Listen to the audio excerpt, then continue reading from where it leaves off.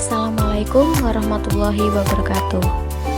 Perkenalkan, nama kakak Anissa Nuridayati Muarif dari program studi pendidikan matematika semester 5 Universitas PGRI Madiun. Nah adik-adik, bagaimana kabar kalian hari ini? Alhamdulillah pasti baik ya. Kakak berdoa semoga semua dalam keadaan sehat walafiat agar dapat menerima materi dari kakak dengan baik. Nah, sebelum kita memulai materi, kakak persilahkan kalian untuk berdoa sesuai dengan kepercayaan dan agama masing-masing. Berdoa, kakak persilahkan. Berdoa selesai.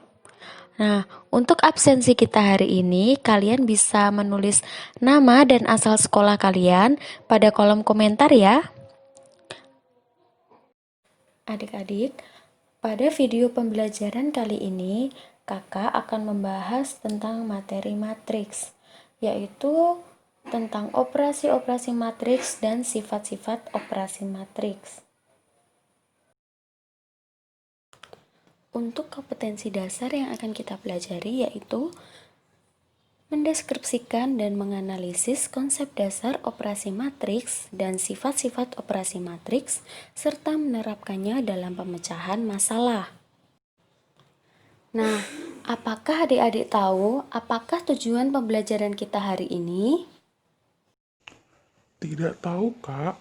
Apakah tujuan pembelajaran kita hari ini? Tujuan yang pertama yaitu peserta didik mampu mendeskripsikan dan menganalisis konsep dasar operasi matriks. Tujuan yang kedua, peserta didik mengetahui dan memahami sifat-sifat operasi matriks. Dan tujuan yang ketiga adalah peserta didik dapat menerapkan konsep dan sifat-sifat operasi matriks dalam penyelesaian masalah yang kontekstual.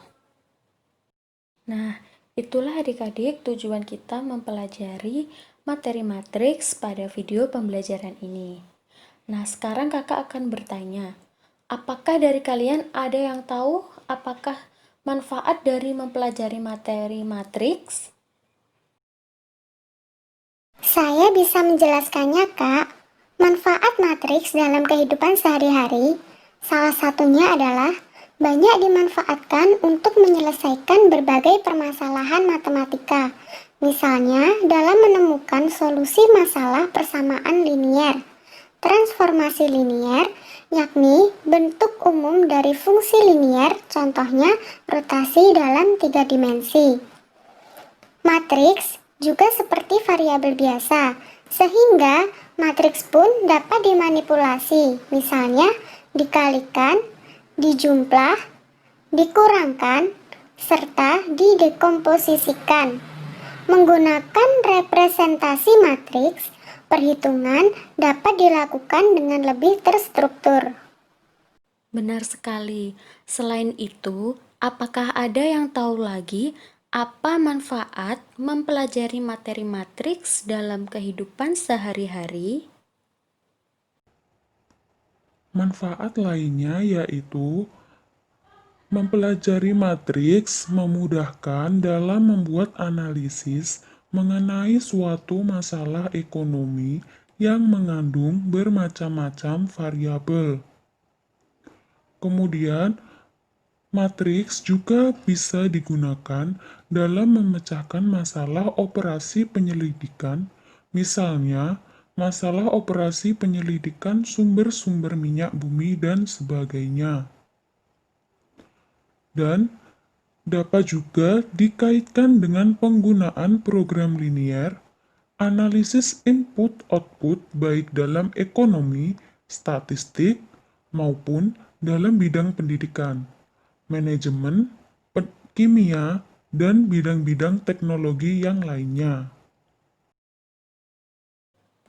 Nah, adik-adik, sekarang kalian sudah tahu kan apa tujuan kita mempelajari materi matriks? Dan kalian juga sudah mengetahui apa saja manfaat mempelajari materi matriks dalam kehidupan sehari-hari.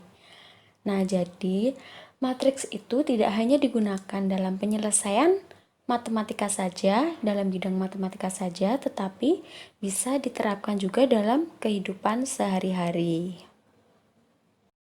Sekarang kakak akan memasuki materi matriks. Nah, sebelumnya kakak mau bertanya kepada adik-adik semua. Apakah di sini sudah ada yang tahu apakah pengertian dari matriks? Pengertian dari matriks. Matriks adalah kumpulan bilangan, simbol, atau ekspresi berbentuk persegi atau persegi panjang yang disusun menurut baris dan kolom. Matriks dinyatakan dengan huruf kapital dan elemen-elemennya dinyatakan dengan huruf non-kapital. Jika A adalah sebuah matriks, A, I, J menyatakan elemen yang terletak pada baris ke I dan kolom ke J. Setelah mengetahui pengertian matriks dan notasi matriks, kakak akan menjelaskan tentang ordo matriks. Jika suatu matriks A terdiri dari M baris dan N kolom, maka M kali N menyatakan ukuran atau ordo dari matriks A.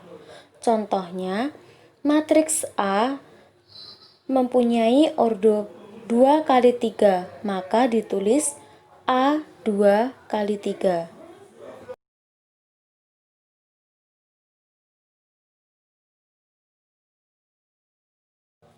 Jenis-jenis matriks terbagi menjadi dua. Yang pertama, jenis-jenis matriks berdasarkan banyak baris dan kolom. Dan yang kedua adalah jenis matriks berdasarkan pola elemen-elemennya. Jenis matriks berdasarkan banyak baris dan kolom dibedakan menjadi 4.